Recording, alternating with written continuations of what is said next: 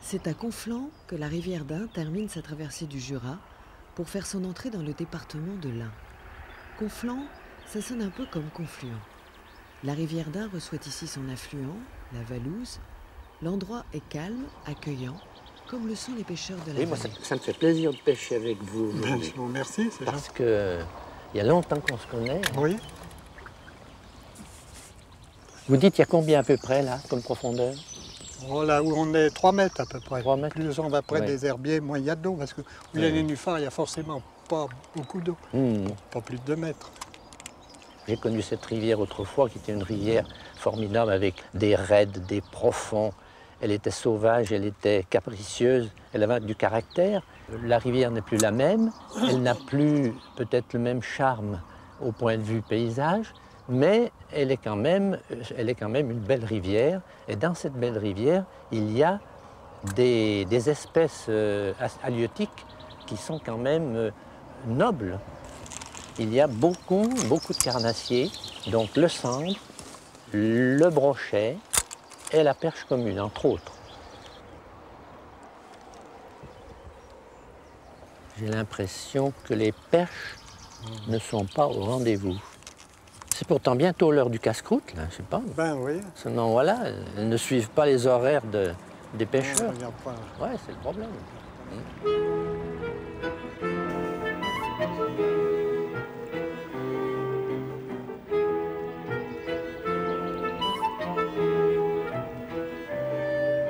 Quittons là les eaux calmes du confluent de la Valouse pour retrouver le lit principal de la rivière d'Ain. Jusqu'à Pont-d'Ain, la rivière prend la teinte des coteaux boisés de cette vallée d'apparence sauvage.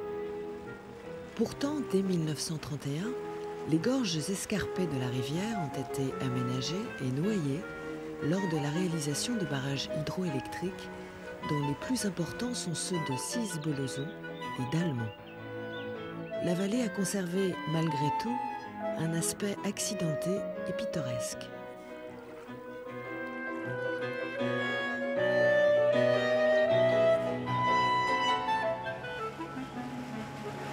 La fédération de pêche, présidée par notre président Marc Collet, fait quand même un gros effort tous les ans en alvinage de brochetons. Car la pêche principale au niveau de cette retenue est le carnassier, brochet et sandre. Et des APP tels que les pêcheurs sportifs ou la gaule bressane alvinent en brochet, figurling, donc de petits brochets de 5 cm, et de petits sandres aussi, des cendrettes. En 1950, il y avait le fameux train de Bourg à Cisse, qu'on appelait le train des pêcheurs, qui partait à 5h30 le matin. C'était unique de voir ça. Alors, autrefois, il y avait le train, c'était des wagons en bois, avec des filets pour les bagages. Alors, je me rappelle, mon père avait mis sa musette. Et puis en dessous, il y avait une mémé avec les vieux chapeaux là, en paille avec des fleurs. Et puis il avait mal fermé sa botte d'asticots, les asticots qui descendaient de la musette, tac, sur le chapeau de bonne femme, on ne savait pas où se mettre. Et puis il y avait le rebord, comme ça, les asticots qui restaient dedans, unique.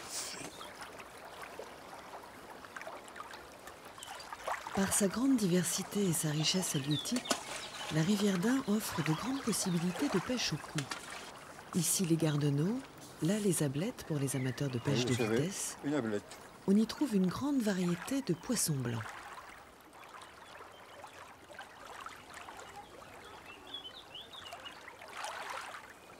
On est des amis de longue date. Nous, ça ne nous gêne pas de pêcher l'un à côté de l'autre, au contraire. On arrive même à pêcher à 1 mètre. On a l'habitude, on ne s'embrouille même pas.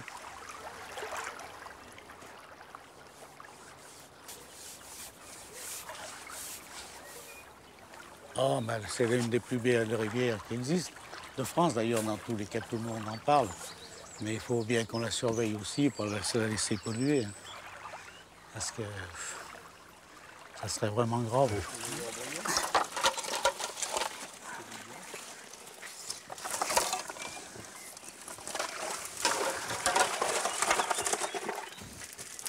Alors voici la friture de notre partie de pêche.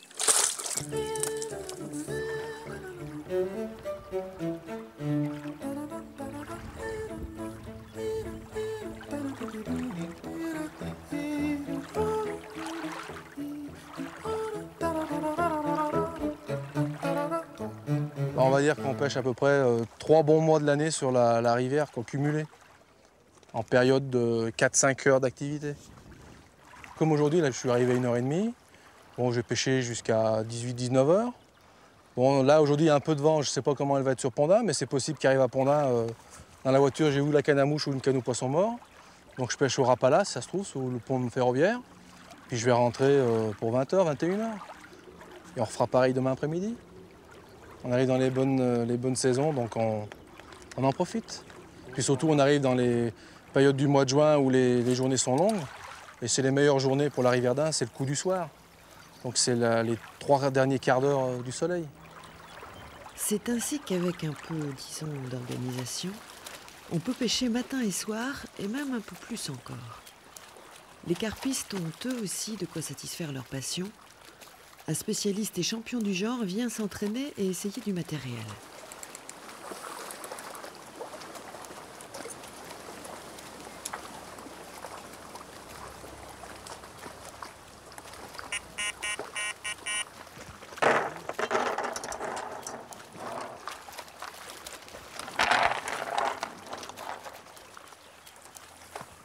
Ce bateau téléguidé est fait pour déposer au fond de ce grand lac de barrage l'appât avec précision.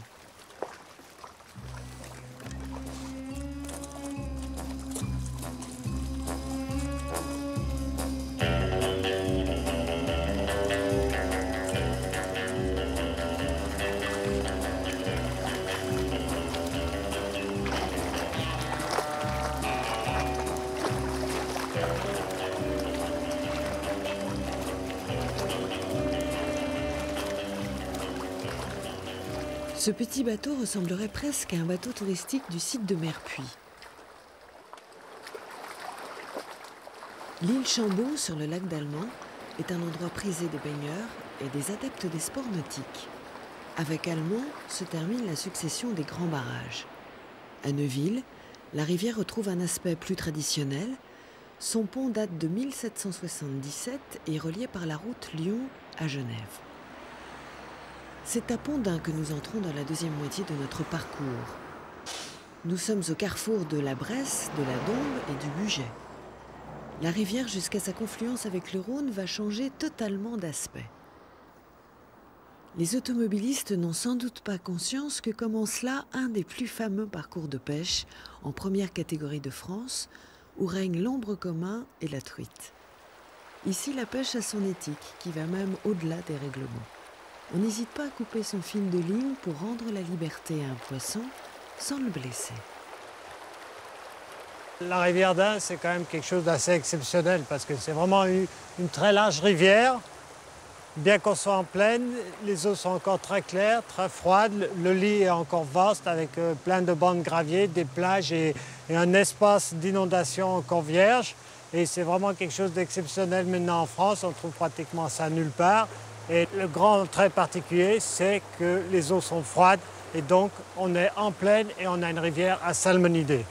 Quand on pense salmonidés, on pense truite ou on pense saumon. Il y a une dernière espèce qu'on évoque assez rarement parce que dans la plupart des rivières de France, elle n'existe pas, c'est l'ombre commun. Pour l'ombre commun, il faut de l'espace, il faut des grands courants plats, des grands courants dégagés. L'ombre n'a pas besoin de cache, il ne se cache pas, il tient le courant en permanence. Il est en permanence dans le courant, comme par exemple les goélands sont en permanence dans le vent, et bien l'ombre, il lui faut du courant large, pas spécialement turbulent, permanent, et il se nourrit dans le courant, il tient sa position et il attrape tout ce qui se passe en termes d'invertébrés, c'est-à-dire des petites crevettes ou surtout des larves d'insectes, ou des insectes qui tombent à la surface.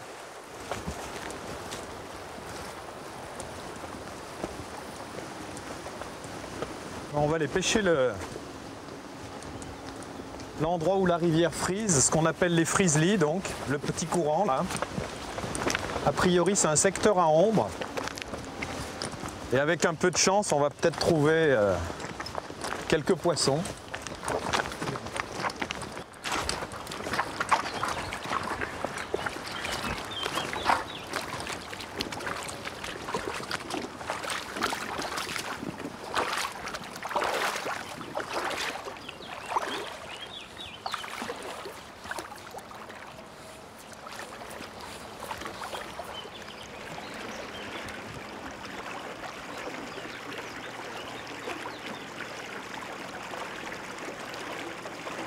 Je suis venu habiter dans cette région de l'Ain, entre autres, parce qu'il y avait la rivière d'Ain, et que c'est sans doute une des plus belles rivières de France. Parce qu'on y trouve d'abord des gros poissons, et puis le cadre est un cadre naturel, encore préservé, magnifique, avec des brotteaux, des zones de végétation sans construction.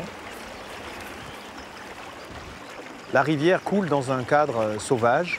Elle peut encore divaguer, c'est-à-dire changer de lit, créer de nouveaux bras, en combler d'autres, sans que l'homme, pour l'instant, ne soit encore trop difficile à son égard.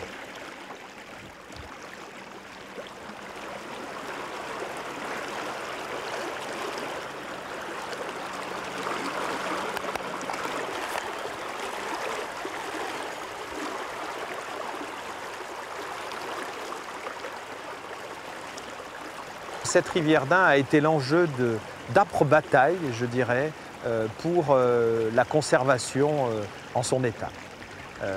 D'âpres batailles contre les barrages, d'âpres batailles contre les enrochements qui essayent d'endiguer son cours, et d'âpres batailles aussi pour conserver son classement, enfin du moins pour le récupérer puisqu'elle l'a perdu actuellement. Donc ces luttes dans lesquelles les pêcheurs se sont connus, ont défendu la rivière.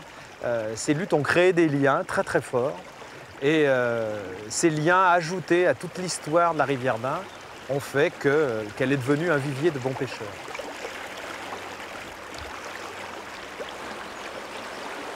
C'est un tout petit ombre de la rivière d'Ain.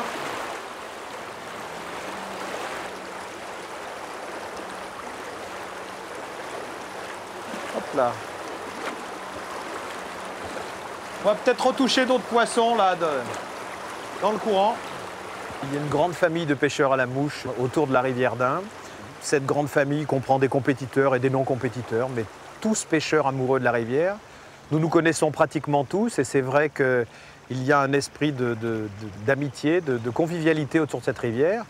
Et le meilleur exemple en est sans doute le magasin d'articles de pêche à Briey. On peut dire peut-être un magasin mythique. Otimalus, c'est un nom prédestiné pour la rivière d'Ain. Magasin tenu il y a quelques années par Michel Contigny lui-même, arrivant de Valence pour s'installer amoureux de la rivière au bord même de celle-ci, et puis tenu actuellement par Gérald Garcia, donc, qui est aussi champion de France, en plus des détaillants d'articles de pêche. Donc nous allons y aller. Bah, montre-nous Alain, parce que bon, on est dans la même équipe et tout. C'est bien gentil ça de nous dire, mais... Non, les petits culs canards noirs. Toi, ça, là. Ouais. Non, puis alors Alain, tu nous donnes les vraies mouches cette fois. Hein. Ouais. Un peu. Si petit que ça. Ah non, mais bon. La taille au-dessus. Hein. La taille au-dessus, mais noire, comme ça. Noir, toi, comme ça. Tu sais ce qu'on avait fait. Ça, c'est une fourmi, ça. Bon. Pêcher si petit que ça. Ouais. Avec une collerette noire. Voilà. Petit sedge. Ouais, sedge en plus de canard. Voilà. Ouais, c'est joli ça. C'est joli ça. Et sur l'eau, il y avait beaucoup de moucherons noirs. Ouais. Ah, chacun dit ce qu'il pense et puis on fait une synthèse de tout ça, quoi. Et puis voilà. Et puis bon, c'est un lieu de rendez-vous avant tout hein, pour des passionnés, hein, des passionnés de pêche. Donc, un des rares lieux aussi. Hein. C'est un lieu important pour, oui, un rassemblement de la rivière d'Ain. Et puis c'est pas d'aujourd'hui, c'est il y a 30 ans en arrière déjà. Bah, c'est vrai que c'est souvent qu'on discute du matériel, des mouches, enfin, de ce qui se fait de mieux, des parcours de pêche qui sont bons à telle et telle période, quoi, évidemment. Ce site sauvage et unique n'est pas pour autant réservé qu'aux pêcheurs à la mouche. Voilà la pêche à la rivière d'Ain sur les grandes gravières. Ce n'est pas essentiellement la pêche à la mouche, soit en noyer, soit en sèche. C'est aussi la pêche à rôder, donc au toc, à la grande canne de entre 5 et 7 mètres, voire 8 mètres. Et on peigne les gravières d'une façon assez délicate avec soit des vairons, soit des mouches artificielles montées sur des plombs, et, ainsi que du ver de terre ou des gros lombrics canadiens.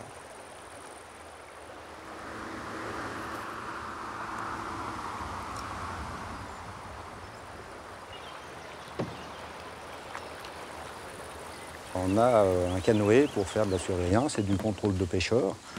C'est très pratique dans la mesure où ça nous permet de contrôler sur les deux rives. Et puis en plus, c'est agréable. La basse rivière d'Ain a une spécificité puisque son parcours aval est classé en première catégorie du domaine public. donc domaine public, ce qui veut dire que toute personne qui a acquitté la taxe piscicole complète y a le droit de pêche. Et on y trouve notamment un bon pourcentage de pêcheurs à la mouche. Bonjour, s'il vous plaît. Police de la pêche. Vous pouvez présenter votre carte, s'il vous plaît.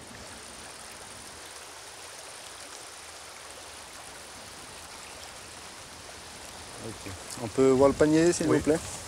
Vous avez fait du poisson? Non. Rien? Non, rien. Rien touché? Rien touché, non. Il n'y a pas longtemps que je suis là, mais enfin... D'accord, merci. Non, voilà. Et les captures sont limitées à 3 salmonidés, dont un nombre. C'est fait dans le sens de la protection, puisqu'il n'y a actuellement aucune introduction de poissons de pisciculture. Donc il faut, je pense, protéger un maximum la reproduction sauvage, voire le poisson sauvage.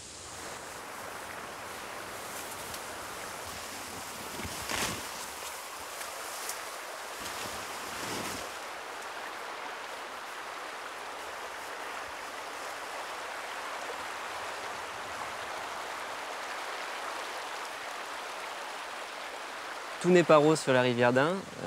On rencontre effectivement certaines problématiques qu'on retrouve aussi sur d'autres rivières. Les problèmes d'eutrophisation, les problèmes de pollution d'origine agricole, les problèmes aussi surtout liés au barrage, et ça c'est un des points majeurs. Et c'est vrai que concernant la gestion des débits, il faut savoir qu'à l'heure actuelle, on a un débit réservé qui est maintenu dans la rivière. Un débit réservé, c'est un débit minimum maintenu par EDF conformément à la loi pêche. On a également un fonctionnement des centrales hydroélectriques par éclusée, c'est-à-dire qu'on a des variations de niveau assez rapides dans la journée et qui peuvent être à l'origine d'assèchement de certaines zones. En période de frais, ça peut poser effectivement des problèmes par rapport aux œufs. Ça peut aussi créer des problèmes de piégeage de poissons quand les niveaux baissent. Donc tout ça fait qu'on a besoin effectivement d'optimiser un petit peu cette gestion des débits.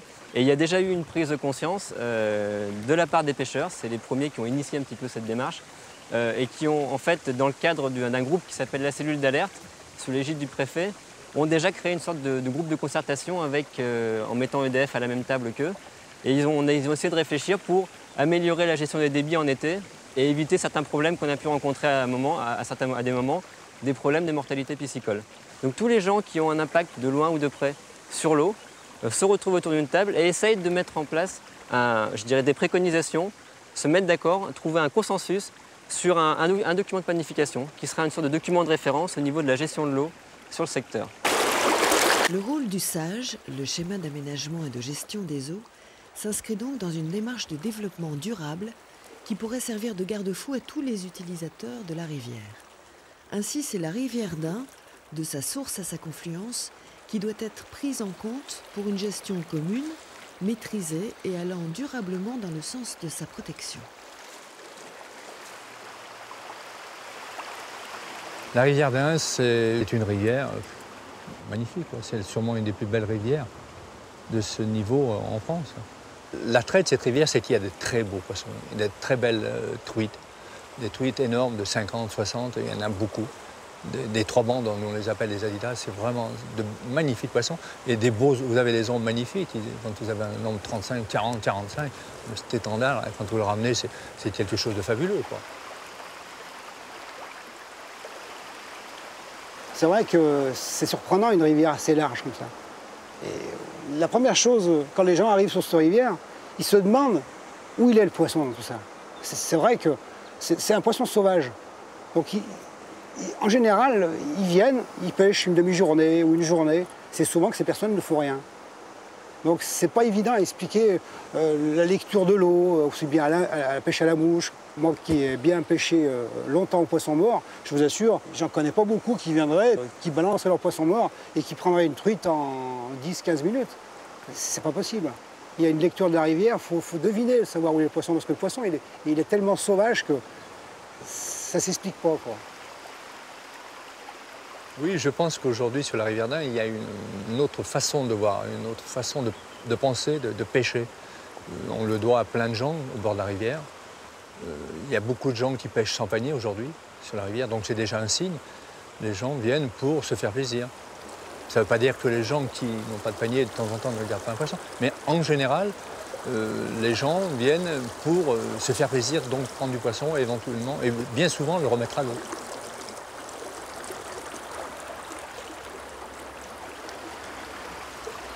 Si l'eau demain est de mauvaise qualité, il y a beaucoup de choses qui vont être détruites. Donc il faut se battre. Comme on s'est battu contre plein de gens. Et aujourd'hui, beaucoup de gens sont avec nous. Et c'est le plus magnifique.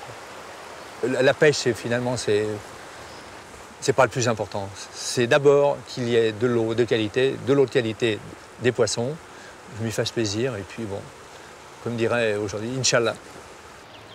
La rivière d'Ain représente un véritable joyau écologique parce que c'est une rivière vivante, une des dernières rivières vivantes de France. C'est sa grande diversité qui en fait sa richesse.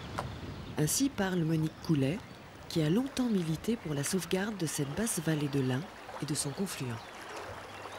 L'Ain passait ici dans les années 40, il passait ici dans les années 70, ici c'était le confluent en 1982, et en 1984 il est passé tout droit, il a repris cet ancien lit, et le confluent s'est reculé de 700 mètres. Nous sommes là au confluent de l'Ain et du Rhône. L'Ain arrive en face, le Rhône arrive là par une courbe sur la gauche. Eh bien, ce paysage très sauvage, nous ne l'aurions pas si, au début des années 80, nous ne nous étions pas battus contre la construction d'un barrage par la Compagnie nationale du Rhône qui devait se faire au niveau du confluent. Le site aurait été détruit et nous avons gagné en 82, mais il a fallu se battre ensuite contre une succession de nouveaux projets. Il a fallu donc attendre en 90 quand même pour que le site soit protégé par la loi. Et on espère définitivement.